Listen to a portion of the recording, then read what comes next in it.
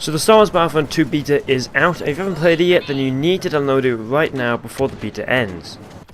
You might only have a day or two left, seeing as it technically ends on the 9th, but they usually do extend it, and the fact that it ends on the 9th makes me think maybe they'll give us an extra day or two, because the 9th is kind of an odd day. Usually you'd say the 10th, the 11th, or the 15th, something like that, so maybe they extend it, but who really knows. There's no talk of an extension, but then again, that usually happens, and there's usually an extension anyway. If you did manage to play the beta, however, you'll understand how much fun it is. I can definitely see myself spending more time on Battlefront 2 than I ever did on Battlefront 1. The action is constant and highly addictive. Most of the time if I see a gunfight, I'll run towards it because it is so much fun to get involved in the gunfights. The combat is a really good system that's definitely better improved from Battlefield 1 and from Battlefront 1. The guns, sounds, vehicles, characters all feel like they've been plucked directly from the movies. The droids have these funny little lines. What the officer droid, when you put a turret down, he'll drop the turret and say "Good luck, turret." Funny little things like that. Little character quirks, really things that add more detail to the game and definitely feel like it is part of the movies. The combat itself isn't very high scaled. You'll definitely find that you can really do well if you don't know much about first-person shooter games.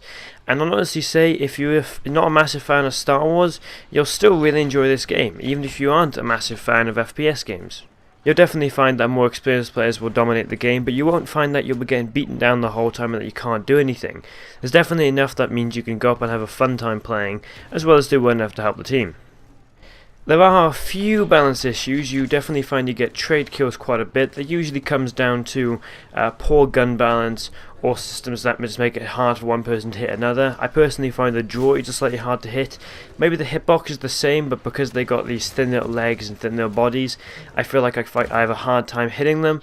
Maybe if they made them purposely a little bit bigger, make it different from the movies, but make the droids a bit bigger to make them easier to hit, it would change it up. But possibly the hitbox is just the same for a human, but there's nothing to aim for. I'm not really sure why that is something I need to test out. But you will find that once or twice you will lose a gunfight to somebody who you think you should have beaten, because they do have the same system as Battlefield 1, which is where some of your projectiles, some of your bullets will purposely go off way to the left, way to the right, or way to the top when you're aiming directly at somebody. This is more of a balancing thing to make gunfights in some way more random. Personally, I don't like it. I think gunfights should be about skill, but then again it does mean that weaker players do have more of a chance. There's no massively overpowered gun like there usually is in betas, although you will find that the droid's basic assault blaster, the E5, is super powerful up close and has some serious range. You'll also find that you do occasionally lose the reticle in explosions, which isn't a massive problem, except when your teammates throws a grenade and all of a sudden you can't see your reticle to see where you're shooting. There are strong improvements from Battlefront 1. Battlefront 1 definitely felt more like a Star Wars sim first that looked really good and definitely had everything from the Star Wars universe and then was added into a first-person shooter game. Battlefront 2, however, is a perfect blend of an FPS game with a Star Wars universe. Like I said, everything sounds, looks, feels, acts exactly like the movies. So it's a really good environment to sort of explore, look around and really get engrossed in. And the highly revised combat is so much better from the first game.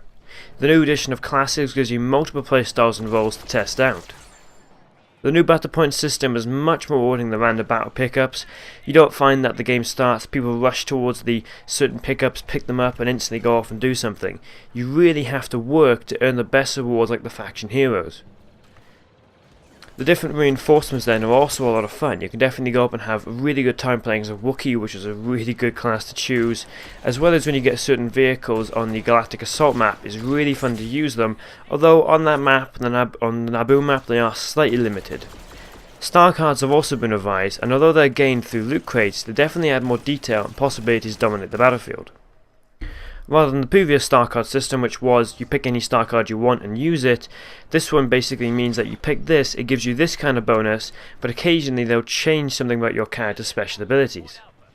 We're not sure yet if you can actually change the special abilities in certain characters. I haven't found any feature to do that. Honestly, I'd kind of like them to just leave it as it is, where you can't change those special abilities. Basically means that the star cards have more gravitas in a way, because you can go up and you can use them, hugely influence the class, rather than having an entirely new class with a bunch of different possibilities. You have to earn the battle packs to get the new star cards to make your class different. Although I'm not too happy with the fact that there's loot crate system once again, which is really annoying.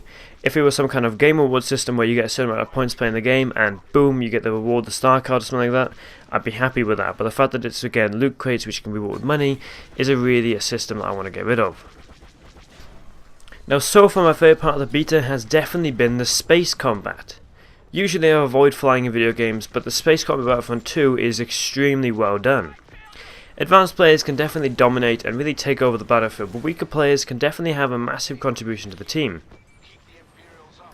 There are a few things that I do feel are a little bit too easy. There's no evasion, so basically when you get a rocket tracking on you, there's nothing you can really do except for drop the space equivalent of flares if you have them, or try and outrun the missile, which is virtually impossible. Maybe in the full game they will add some kind of evasion system, or it will become a perk of certain ships where you need to get a star card to have that, and personally I'm okay with that, although I do wish there was something that meant you can do some kind of maneuver to avoid missiles, because occasionally you find that it's much too easy to get locked on and instantly taken down. I do also find that the massive white circle showing you where you should shoot is a little bit too obvious. I'd much prefer if it was just a little dot, making it kind of hard to track in the case of making gunfights more difficult, rather than seeing a massive white circle and thinking, oh, I'll just shoot there. Now definitely the most fun thing to do in Starfighter Assault is get Boba Fett's legendary ship Slave 1. You can definitely have a lot of fun using that ship, and the seismic charge from Attack of the Clones is immense. As soon as you drop one of these, which can actually distract missiles, the sound completely goes off, it's quiet, there's no sound, and all of a sudden that massive explosion from the movies happens.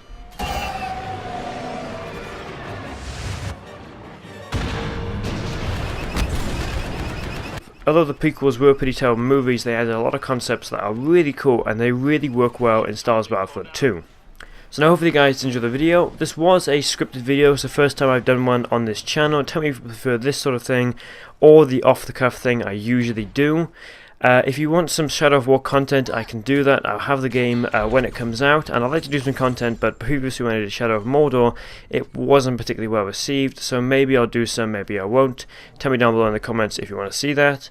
And there'll be more content to come from Star Wars Battlefront 2. The full game comes out, I believe, November 17th. Hopefully I'll be getting it, but we have a long while till then. Again, hopefully you did enjoy. Don't forget to like and subscribe. Rank Up Gaming, out.